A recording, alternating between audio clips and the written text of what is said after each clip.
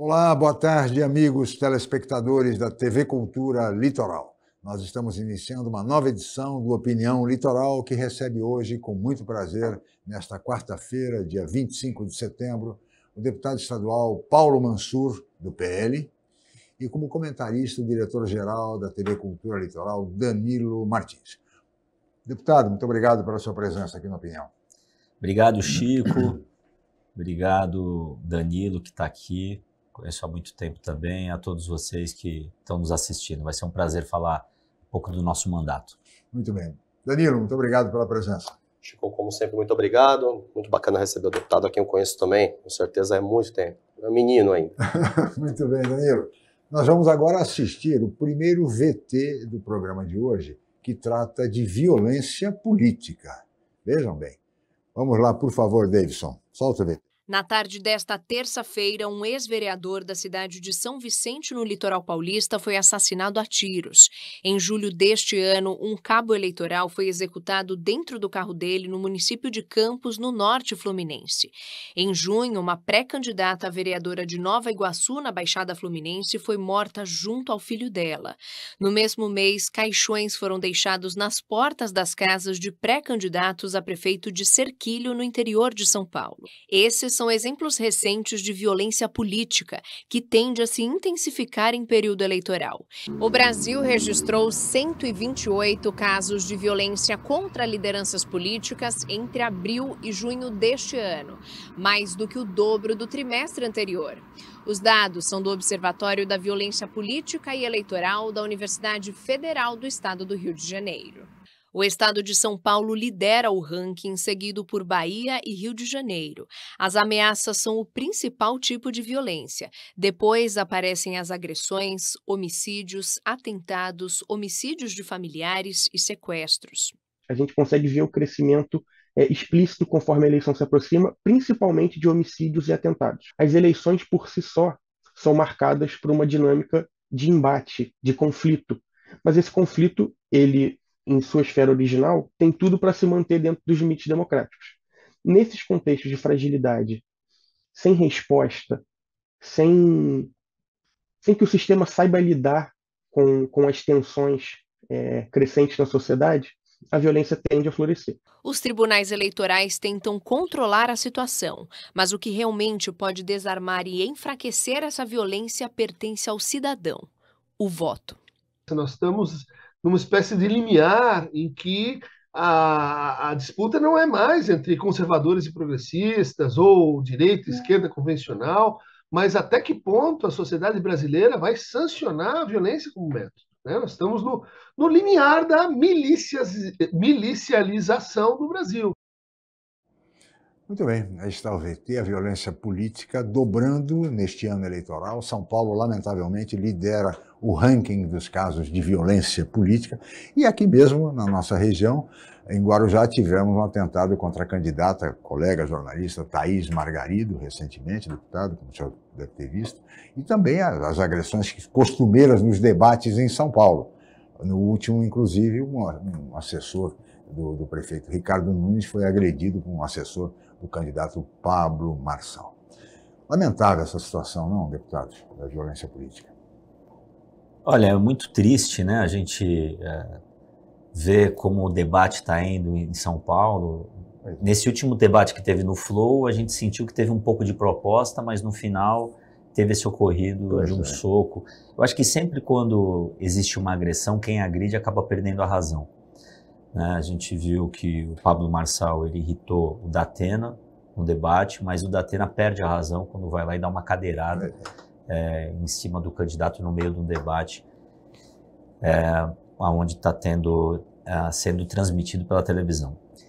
E essas violências que têm acontecido no mundo, né, a gente viu o Trump quase perdeu a vida. Sim. O presidente Bolsonaro também, quando foi candidato e tinha muita chance de ganhar, quase perdeu a vida. E as histórias vão se repetindo, as coisas vão acontecendo, as eleições vão chegando e a gente vai tendo atentados. Pois é. E eu acho que é importante realmente ter uma atenção da polícia em cima dos candidatos. Eu acho que a gente precisa pensar para criar projetos para a gente acabar inibindo essas ações em cima de políticos que queiram sair para servir a população. É um risco hoje em dia, né, Danilo? O candidato, de repente, é quase porque as pessoas não são tratadas mais como adversários, mas sim como inimigos. Né? Isso não pode acontecer. Vou aproveitar que meu amigo está aqui, a gente tem hoje nos blocos tempo, então a gente tenta fomentar sempre um debate para extrair algo, para o público poder fazer o pensamento crítico, né? Não importa se é de direita ou de esquerda. A violência existiu sempre no meio político, né? Alguns casos famosos aí, todo mundo deve lembrar, o Celso Daniel, né? Sim. Vamos falar agora recentemente, pré-candidato, o rapaz, o jornalista lá no Guarujá que foi executado, saindo de uma festa, né? Acho que foi uma armadilha que fizeram para ele. Atentados nós temos há muito tempo, né? O da própria deputada Solange Freitas, que também teve o carro alvejado. O problema nessa situação é que até onde isso é política, até onde isso é interesse de pessoas que querem usar da política para desvios, para corrupção, para criminalidade, etc, etc, etc. O deputado virou manchete aí pela questão lá do Giroflex, ele fala, é pela minha segurança. Eu hoje, se eu fosse um político, era carro blindado, segurança, porque é o que você falou, eu não tenho mais um adversário. Eu tenho um cara que quer me matar para tomar meu lugar. Então, deputado que tem que pegar, deputado estadual que tem que pegar e vai lá para o interior, vai lá para o centro, pega a vicinal, pega a estrada de noite, como é que fica exposto? Anda com o exército atrás? Né? O pessoal está andando com fuzil. Foi o caso da Thaís Margarido, por exemplo. Foi o caso da Thaís Margarido, com a filha dentro do carro. Então eu me preocupo, aí vem a provocação.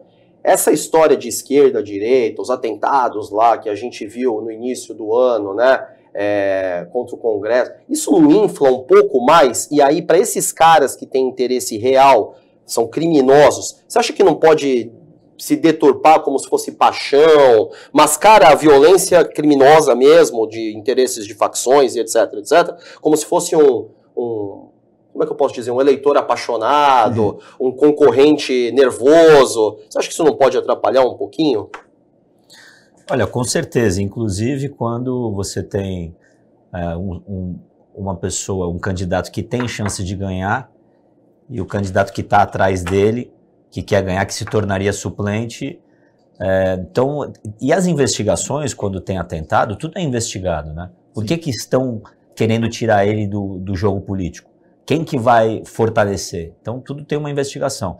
Mas como o Danilo lembrou, o caso Giroflex é algo que é bom até esclarecer. Quando eu assumi como deputado estadual, a gente tem aí 94 deputados. Desses 94 deputados, 60 tem Giroflex no carro.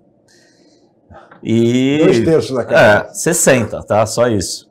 E quando eu peguei o carro, já outro deputado aqui da Baixada Santista, não quero falar quem, mas ele tinha Giroflex no carro, ele me deu o Giroflex do carro dele, que ele parou, não está mais na política, ele me deu o Giroflex que ele usou durante 4 anos, eu pus no meu carro pensando que poderia. Você deu um spoiler aí, hein? E aí, pô, passou, sei lá, passou alguns meses, me falaram que não poderia. Aí eu tirei do carro, mas era uma proteção que eu tinha, meu carro não era blindado. Aí eu tirei o Giroflex e botou blindagem. Botei blindagem. Porque realmente o político hoje corre risco. Corre risco. Eu também sou apresentador de um programa na televisão que eu só falo de crime, porque é um jornalismo que a gente fala só, é um jornalismo criminalístico, né? Então eu acabo ficando um pouco mais exposto. Entendi. Então é isso. Muito bem, deputado, eu vou pedir a sua licença, Danilo, nós precisamos fazer um rápido intervalo e nós voltaremos em seguida com opinião e com novos vídeos abordando inclusive a questão das pesquisas eleitorais em São Paulo. Agora vamos para o intervalo e em seguida o horário eleitoral gratuito, são 10 minutinhos, voltaremos rapidamente com opinião litoral. Até já.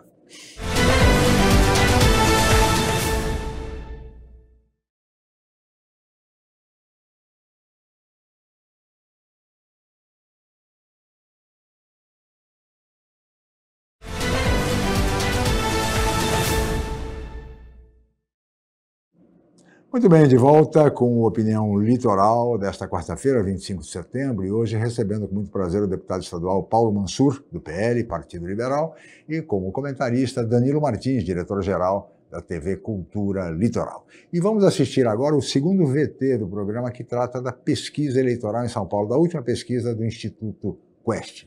Vamos a ela. Na pesquisa do dia 11 de setembro, Ricardo Nunes, do MDB, tinha 24% das intenções de voto, permaneceu com o mesmo percentual na pesquisa seguinte e oscilou agora para 25%. Pablo Marçal, do PRTB, tinha 23%, foi para 20% e manteve o mesmo percentual na pesquisa desta terça-feira. Guilherme Boulos, do PSOL, estava com 21%, oscilou 2 pontos para cima e permaneceu com 23% das intenções de voto. Os candidatos seguem empate técnico triplo na liderança da disputa pela Prefeitura de São Paulo. Já Datena, do PSDB, tinha 8%, subiu para 10% e agora caiu para 6%. Tabata Amaral, do PSB, estava de 8%, oscilou para 7% e agora voltou a 8%. Na terceira rodada de pesquisas, depois do início da propaganda eleitoral, Datena aparece pela primeira vez numericamente atrás de Tabata Amaral.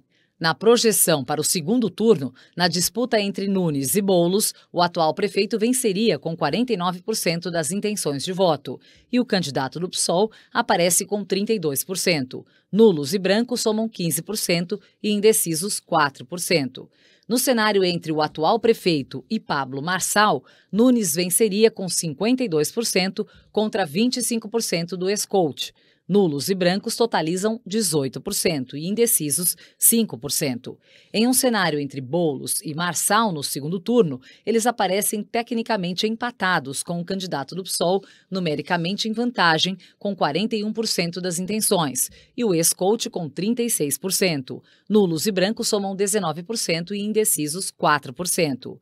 O resultado desta terça-feira mostrou que Datena aparece como candidato mais rejeitado, com 68%. Na sequência estão Guilherme Boulos, com 50%, Pablo Marçal, também com 50%, Ricardo Nunes, com 39% e Tabata Amaral, com 36%. A rejeição de Marçal foi a que mais oscilou para cima. Entre uma pesquisa e outra, subiu 5 pontos percentuais. O levantamento ouviu 1.200 pessoas entre 21 e 23 de setembro. A margem de erro é de 3 pontos percentuais. Muito bem, esta pesquisa em São Paulo, empate técnico entre os 3 principais candidatos e no segundo turno mostrando a vitória do prefeito Ricardo Nunes, que aliás é o menos rejeitado, inclusive, entre os principais candidatos. O que você acha, deputado Paulo Mansur, dessa eleição? Uma eleição marcada pelos debates com muita violência, com muita agressividade, com todo tipo de xingamento, ofensa, calúnia, uma coisa que nunca se viu. Aliás, a ministra Carmen Lúcia, do presidente do Tribunal Superior Eleitoral, está pedindo que os tribunais regionais sejam mais eficazes, efetivos, no sentido da fiscalização desse processo eleitoral. Sim, olha, eu acho que o Pablo Marçal fez milagre até aqui. Ele, um partido pequeno, sem tempo de televisão, com uma rede social, ele acabou na campanha, logo nos primeiros 20 dias de campanha, demonstrando e mostrando para a população que ele poderia ganhar no primeiro turno. Ele falou o que muita gente gostaria sobre a esquerda, ele foi um combatente muito grande, só que eu acho que ele passou um pouco do ponto. Chegou um momento que a população gostaria de escutar a proposta e acabou vendo um enfrentamento de agressão e que aí foi aonde ele começou a cair. Sim. Então ele estava num momento de crescimento, ele é uma pessoa com 5%, chegou a praticamente estar em primeiro lugar nas pesquisas. E aí ele começa a cair porque a população já não queria mais confusão. Até que no último debate, que teve no Flow, ele se demonstrou uma pessoa mais, demonstrando mais propostas no debate. Mudou de tática. Mudou de tática. Só que acabou acontecendo essa agressão nos bastidores, onde os assessores acabaram se batendo. Então é algo que a população já não está mais querendo, a população está querendo proposta. E o Ricardo Nunes, desde o começo do pleito, vem se posicionando mais em proposta, de uma maneira mais calma. Mais sereno, né? Mais sereno, mais tranquilo, e ele acaba crescendo na pesquisa. Então, e o Pablo Marçal, ele não tem tempo de televisão. Então ele não tem para onde correr muito. Eu vi até uma entrevista que ele deu falando, olha, eu preciso realmente, dentro do debate, aparecer. Né? Então, são meios que ele está buscando. Eu acho que ele tem uma técnica muito grande em se comunicar. Sim. Isso daí a gente não tem dúvida disso. E eu acho que ele está buscando esses pontos, que é o debate, a rede social, onde ele pode falar, para tentar aparecer ao máximo possível para crescer na pesquisa. Mas a gente viu que a agressão do Datena fez ele cair. Não sei se a Bandeirantes vai querer ele de volta. Né? Porque ele está já abaixo da tábua Amaral. Está com 68% de rejeição. Eu acho que o momento dele sair candidato para prefeito de São Paulo foi lá atrás, ele perdeu tempo. Eu acho que o time político você tem que saber quando eu devo sair, quando eu devo parar, que nem o Pablo Marçal, quando eu devo parar do debate mais agressivo. Então, às vezes, falta o time e a população não gosta. É verdade. Danilo, como é que você está avaliando, enxergando esse processo em São Paulo, que acaba monopolizando todas as atenções, né, pela importância? A análise do deputado está corretíssima, né? De novo, não compactuo, não gostaria de ver Pablo Marçal como prefeito da cidade de São Paulo. É uma cidade, uma das maiores do planeta, sim, a maior do nosso país. São quase 830 bi de PIB.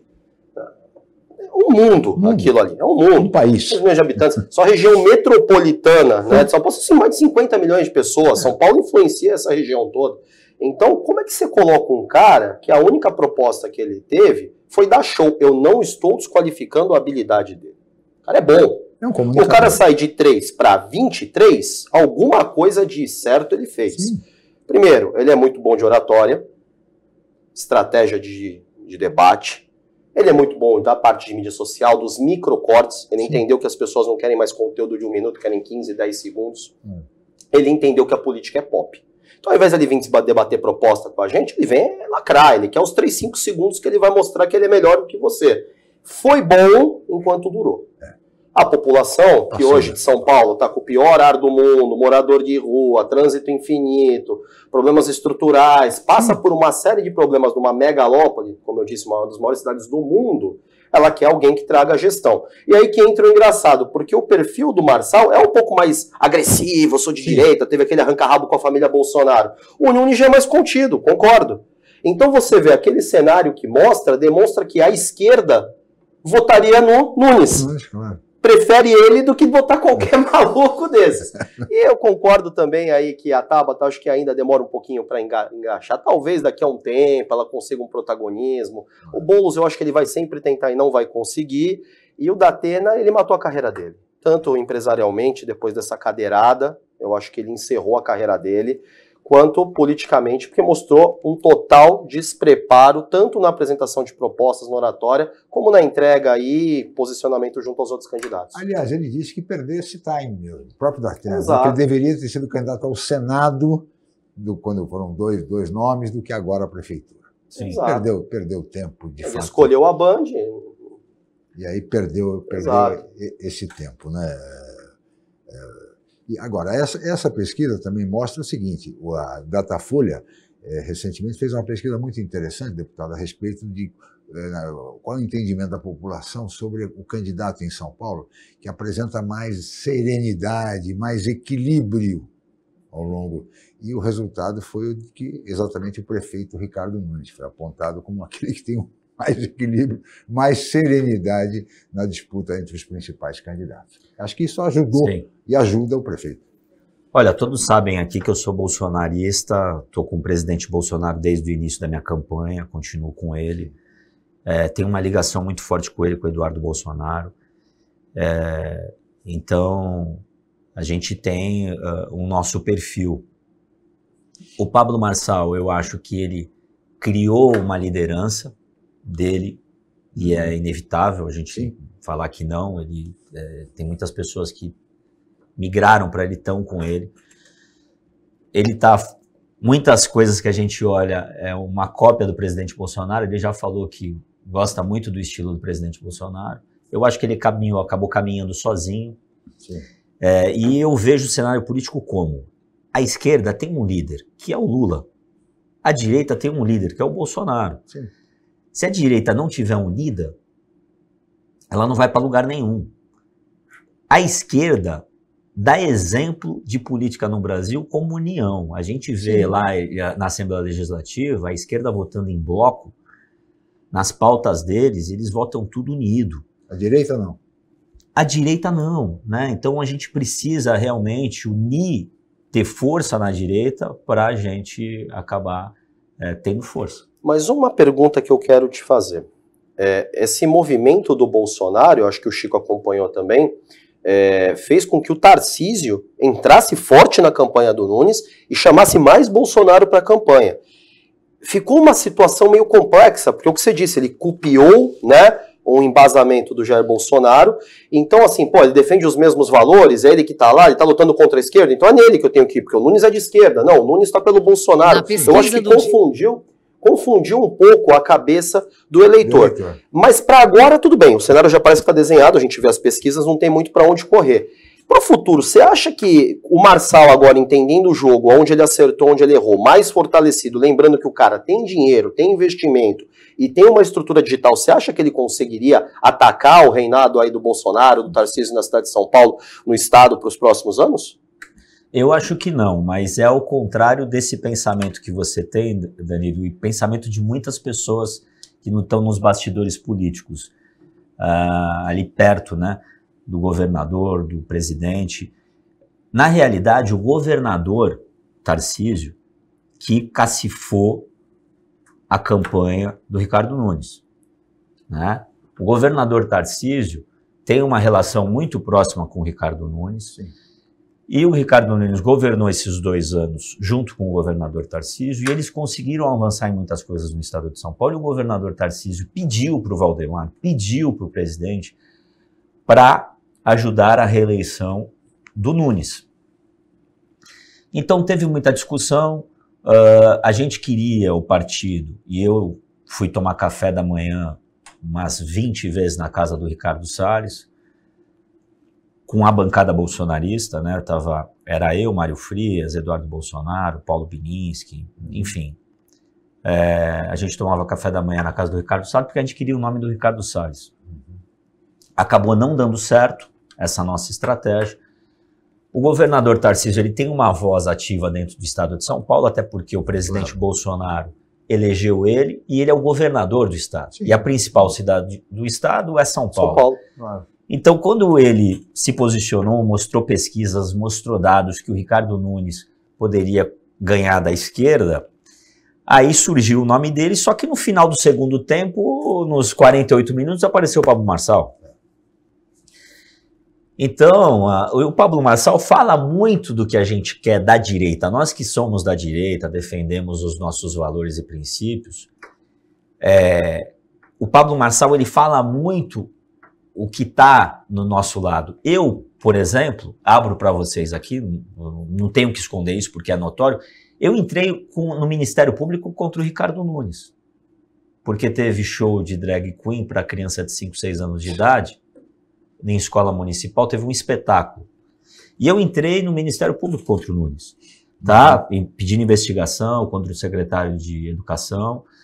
Eu não tenho relação com o Nunes. E assim, o meu mandato não tem relação com ninguém, eu tenho relação com o presidente Bolsonaro. Perfeito. Acho que está claro esse aspecto. Nós vamos agora, deputado, para mais um rápido intervalo, voltaremos em seguida com o Telejornal Opinião.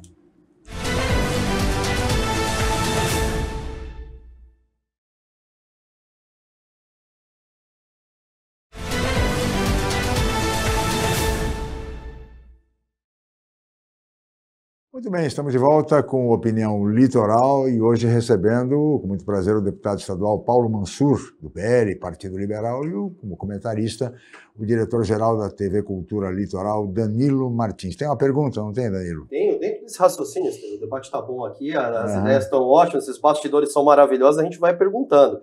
Eu faço uma provocação.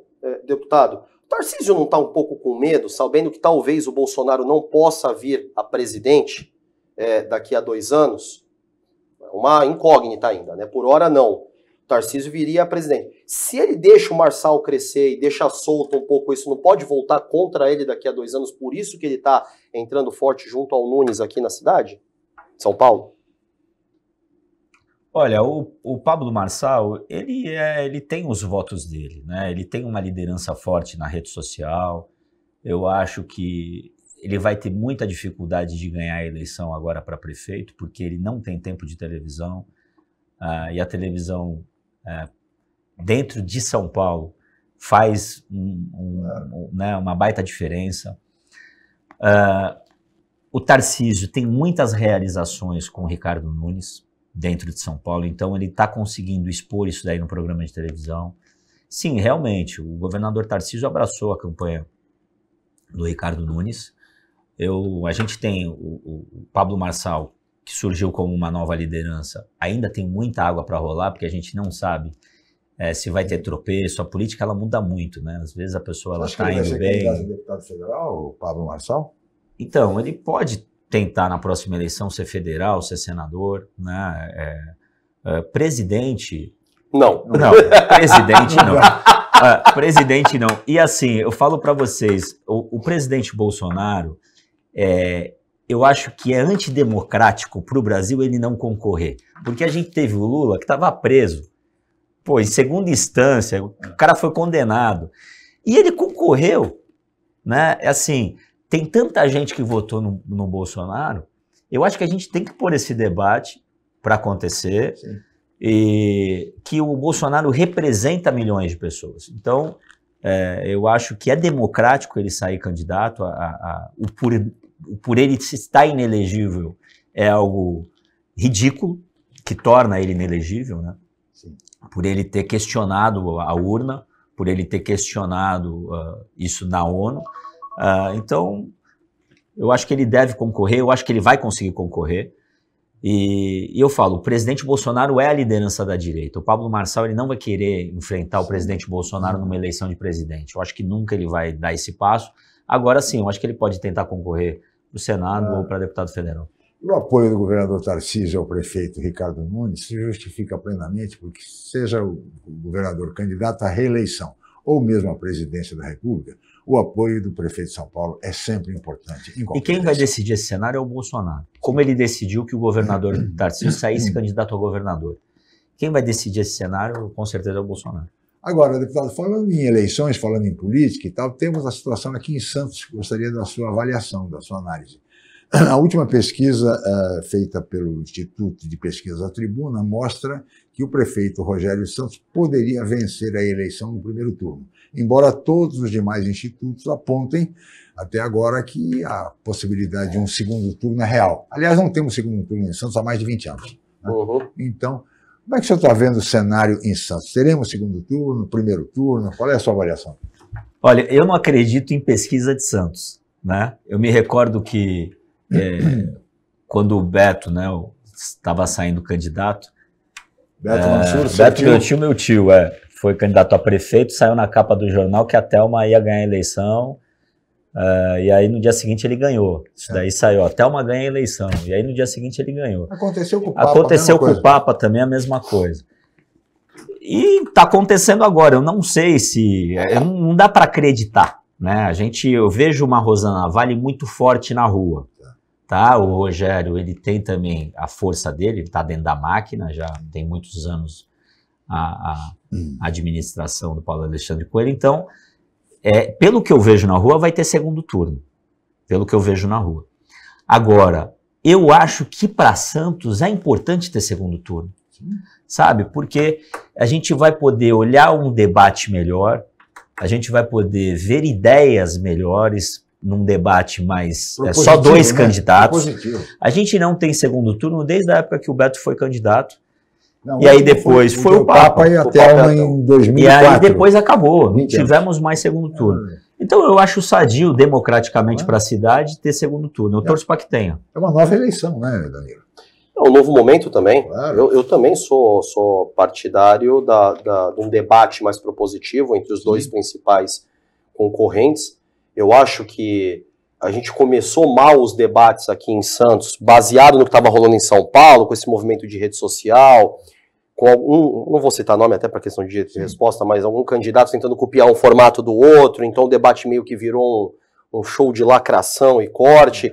E no final das contas a gente quer saber, mesma coisa que São Paulo, o que a gente vai fazer com o nosso trânsito, com a nossa segurança, as habitações, né? Como é que a gente vai melhorar a economia da nossa cidade? Saúde. Porque no final do dia, pra gente que é empresário, vem aquela DARF lá no final. Você também sabe. No final do mês lá que você paga, você fala, meu Deus, eu tenho um sócio aqui que eu nunca vi esse cara na minha vida e não me ajuda. Preciso de ajuda, né? E você como cidadão, você tem uma visão de cidade que você não mora sozinho, você quer as outras pessoas bem, ou os bairros dos outros bem.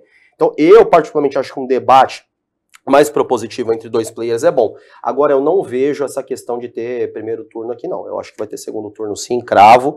Eu vejo a polarização do que a gente teve entre esquerda e direita, Lula e Bolsonaro, uma réplica que, claro que os votos de prefeito, os votos de vereador, eles não acompanham os outros tipos de eleição, né, que a gente está acostumado. Mas aqui o Rogério vem, sim, de um grupo político muito forte. A Rosana vem desse movimento de direita, trazendo aí uma revitalização, um novo ar para a política da cidade. Eu acho que vai dar segundo turno, sim. Muito bem. Deputado, eu queria aproveitar a sua presença aqui para falar um pouco a respeito de projetos de sua iniciativa na Assembleia Legislativa, inclusive agora a sanção de uma lei pelo governador Tarcísio Gomes de Freitas, de um projeto seu com relação à tornozeleira, o uso de tornozeleira para estuprador no regime aberto. É isso mesmo, deputado?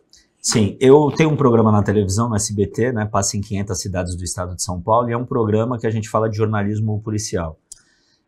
Então a gente, praticamente todos os dias, dia sim, dia não, eu falo de casos sobre estupro. Quando eu entrei como deputado estadual, eu acabei fazendo um estudo do que eu poderia fazer para combater o estupro dentro do estado de São Paulo que tivesse na minha prerrogativa. Sim. Porque eu sou a favor da castração química. A castração química tem na Argentina, tem no Chile, tem na União Europeia, você tem a castração química na Alemanha, na Rússia, que é uma injeção no ombro do cidadão, toma durante 6 meses e o libido dele acaba e o estupro diminui realmente. E o presidente Bolsonaro tentou passar isso no Parlamento Federal, não passou nas comissões, não conseguiu ser votado, por isso que ele não sancionou quando esteve no poder. O que se pode fazer um deputado estadual? Eu pensei, por que não a tornozeleira eletrônica para esses estupradores que saem no regime semiaberto? Hoje a gente tem 3.145 estupradores no estado de São Paulo que estão no regime semiaberto.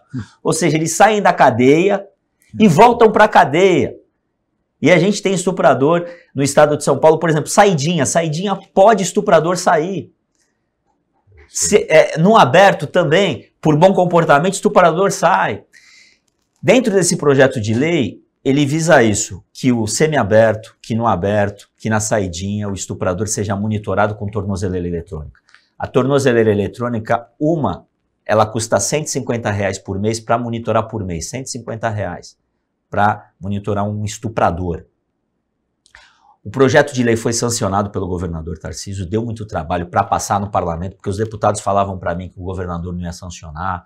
Eu tive que falar com o Centrão, tive que falar com a esquerda. Lógico que o pessoal da direita me apoiou, mas tive que falar com todo mundo para passar o projeto.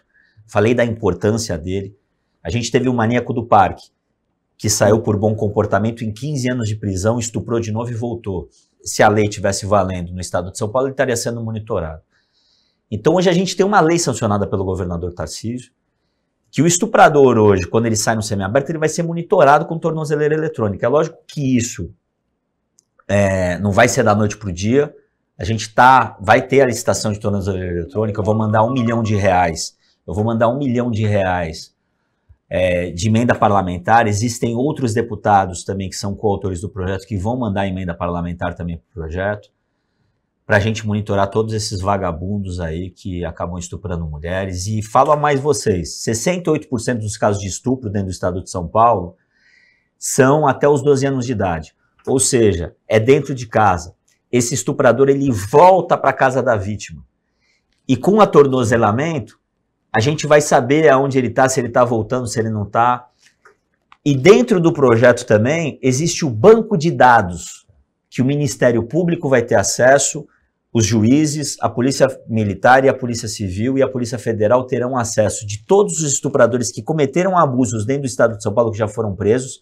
Então, quando a Polícia Civil e Militar parar uma pessoa na rua, ela vai acessar o banco de dados, que é junto com o Ministério Público, que ele vai saber, ó, esse cara está no semiaberto. O que você está fazendo esse horário aqui na rua? Você está preso.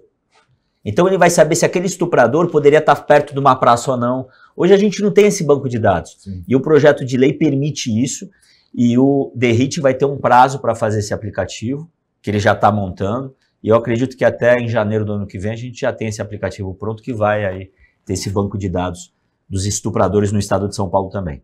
Aproveitar só esses segundos finais e fazer uma perguntinha quanto a esse projeto. Eu fiz uma entrevista aqui há um bom tempo, foi parte da Operação Escudo, e a gente conversou com alguns delegados, alguns representantes do gabinete do DERIT, que falavam que a quantidade de tornozeleiras era insuficiente. O deputado falou que vai arrumar esse recurso. Eu vi um projeto de lei em 2022 que falava que o detento deveria, usando a tornozeleira, pagar, claro, com o valor dele, trabalho, etc., o valor da tornozeleira. Você acha que pode ser uma mescla aí de recurso enviado por deputados mais o detento que tiver a possibilidade de arcar com esse custo para conseguir equipar todo mundo? Sim, eu sou totalmente a favor que o detento trabalhe, né? E que o trabalho dele não diminua a pena dele. Ele é obrigado a trabalhar. Mas o valor para monitorar esses presos que estão no semiaberto é cerca de 6 milhões por ano. É muito pouco. É muito pouco.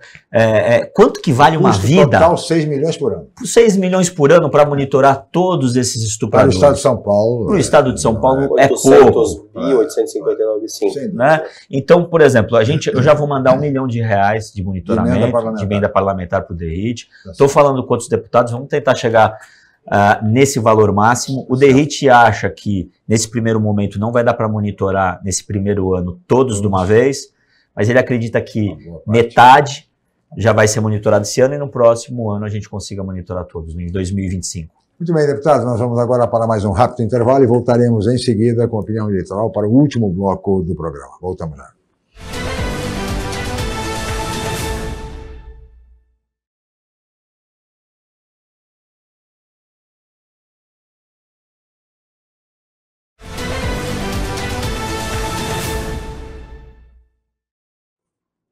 Muito bem, de volta com a opinião litoral e agora para o último bloco do programa, que recebe o deputado estadual Paulo Mansur, do PL, e como comentarista Danilo Martins, diretor-geral da emissora da TV Cultura Litoral.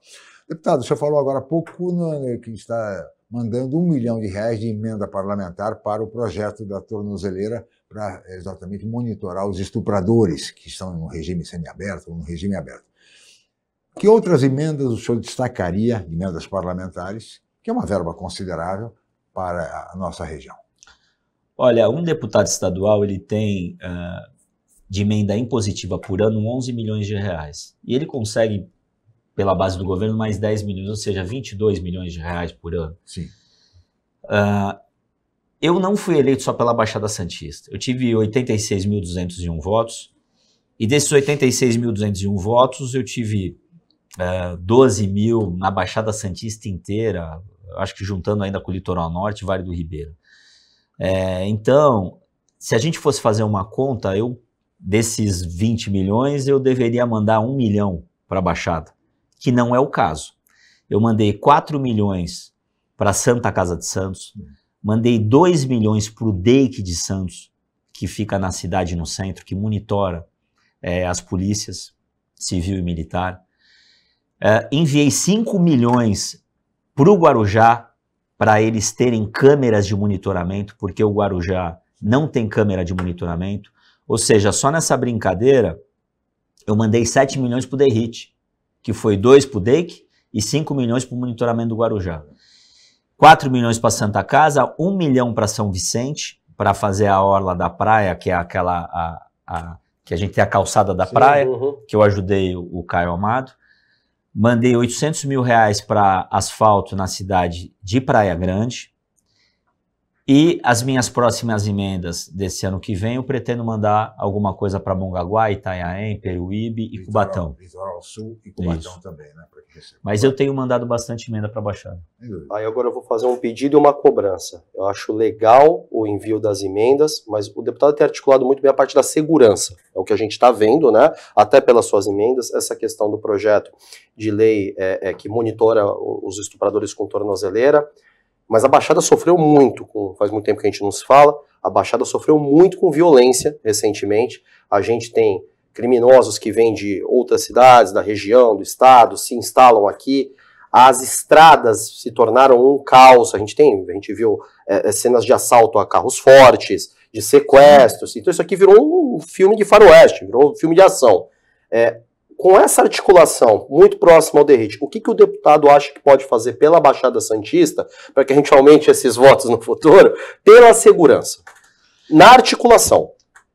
Então, eu fui conversar com o DERIT logo quando acabou a Operação Verão, se ele poderia manter os policiais aqui na Baixada Santista. Eram cerca de 700 policiais a mais para a Baixada.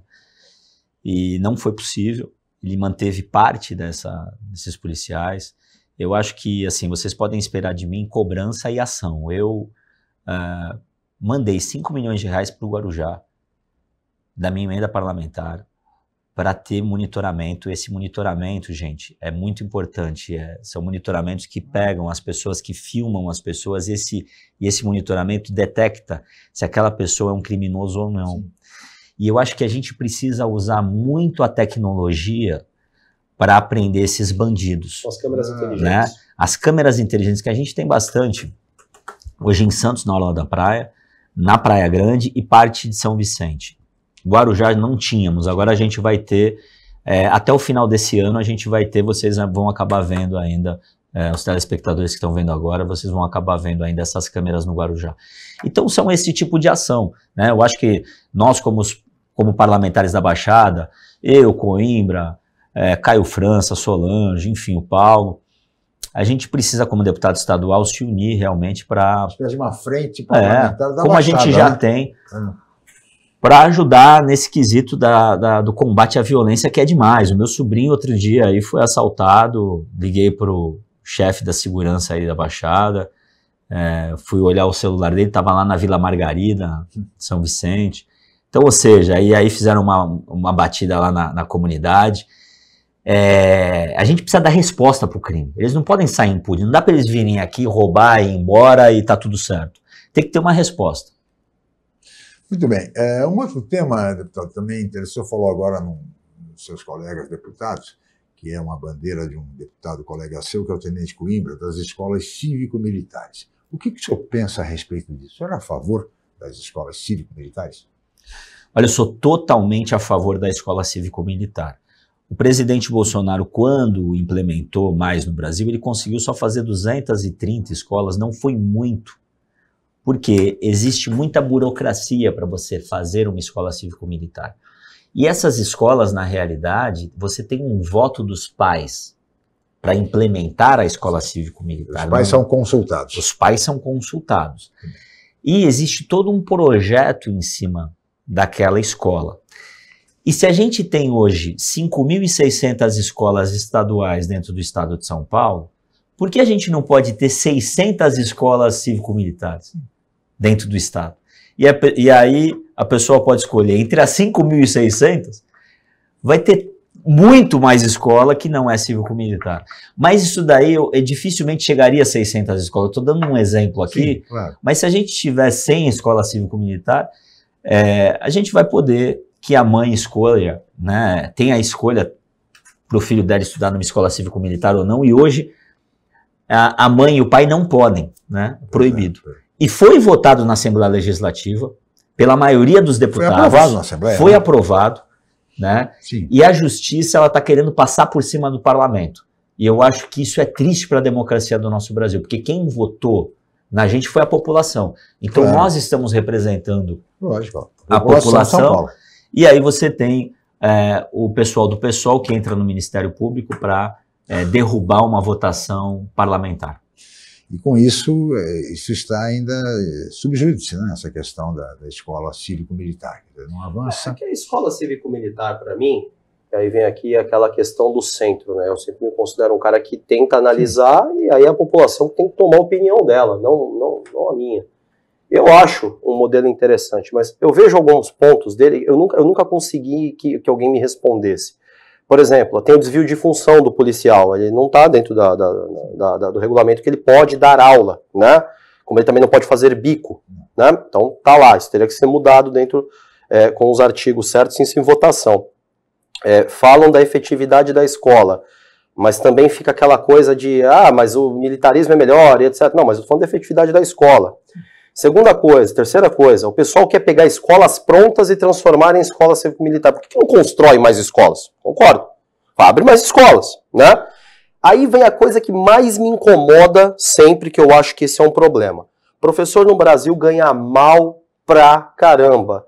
Qual vai ser a disparidade de salário entre um professor de uma escola cívico-militar e um professor da rede pública que ganha mal, pessoal? Ganha mal para dar aula num lugar ruim, com qualidade péssima, assim que sabe da deterioração das escolas no nosso estado, no nosso país principalmente. Então o projeto ele tem algumas lacunas e eu me preocupo que vire uma carta ideológica para um debate ou para uma eleição e não um projeto sério que pode sim vir a ser uma coisa boa para a região, para a população, para o estado, para o país, etc.